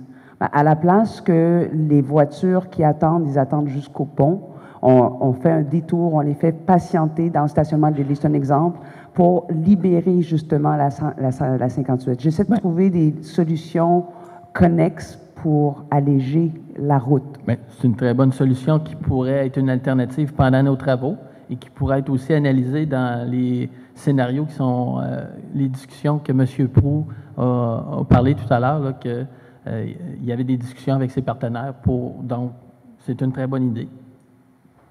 Merci beaucoup. Donc, pour aider les gens qui répondent, on va se limiter à une question, puis je vais vous en donner une deuxième après. OK, merci. Bonsoir. J'aimerais savoir si c'est, la seule séance d'information ou de consultation que vous allez faire ici, et 2, si vous en faites une autre ou d'autres, est-ce que c'est possible qu'il y ait des gens de la SQ, du MTQ et vous, comme ça, on ne parle pas en silo. Comme ça, tout le monde se parle et tout le monde a la même info. Bien, pour nos partenaires, ils ont été informés via nos séances précédentes. Là. Donc, avant de venir vous rencontrer, on les a rencontrés.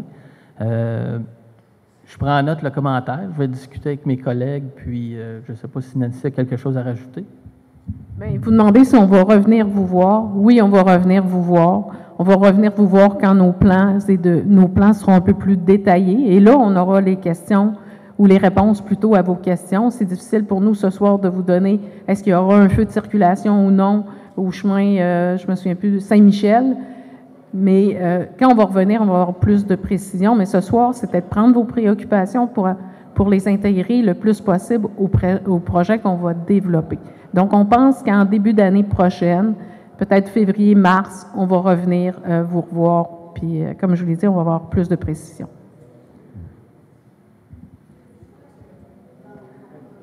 Mais on peut noter aussi la demande qui a été faite d'avoir les autres intervenants. C'est ça le besoin qui a été exprimé. On note ce besoin, on va évaluer comment on peut y répondre. Oui, bonsoir. Beau projet, c'est complexe un peu, beaucoup d'ingénieurs, ces affaires-là. Comment ça se fait que vous n'êtes pas capable d'avoir 2 traverses qui fonctionnent bien?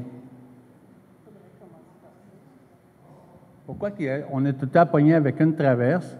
Il n'y a pas un ingénieur qui est capable de réparer l'autre assez vite pour qu'on puisse tout le temps avoir 2 traverses. Quand il y a 2 traverses, la circulation est meilleure. Là. Voulez-vous dire 2 navires? Oui, 2 navires. OK. Mais, effectivement, le bris du Catherine-Lagardeur, ce qui s'est produit, c'est le système d'engrenage où on a eu un bris quand même majeur lorsqu'on est allé voir le fabricant parce que nous, on ne peut pas utiliser n'importe quelle pièce. Il faut que ça soit homologué par Transport Canada.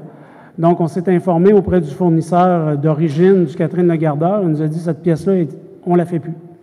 On s'est retourné vers un fournisseur au Canada, mais du côté qui pouvait machiner les pièces, ça a été refusé par Transport Canada. Donc, il a fallu demander au fournisseur d'origine qui est en Europe de remachiner toutes les pièces requises. Ça a été très long, effectivement. On ne s'attendait pas initialement à avoir un délai aussi long d'approvisionnement en pièces. La bonne nouvelle, on les a reçues, les pièces. Le navire est en cale sèche, puis la réparation va être effectuée.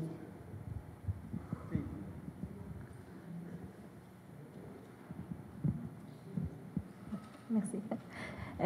Rebonjour. Dans le fond, ma question, c'est par rapport aux navires hybrides. Il n'y a pas tant de questions qui ont été posées à ce propos-là. Moi, je me questionne par rapport à la fiabilité et l'efficacité dans notre milieu. Est-ce qu'on a un comparatif actuel qui est vécu à quelque part dans le monde sur lequel on peut se baser pour assurer que c'est fiable dans notre contexte? Non, effectivement, les navires électriques, on n'est pas les premiers, on n'est pas innovants, si on veut. C'est déjà existant en Norvège, entre autres. BC Ferries en a au Canada, le ministère, en Ontario, ils en ont aussi. Donc, c'est une technologie qui a été prouvée déjà depuis plusieurs années, là, des navires rechargeables, d'où pourquoi on a des images de navires électriques qui sont existants.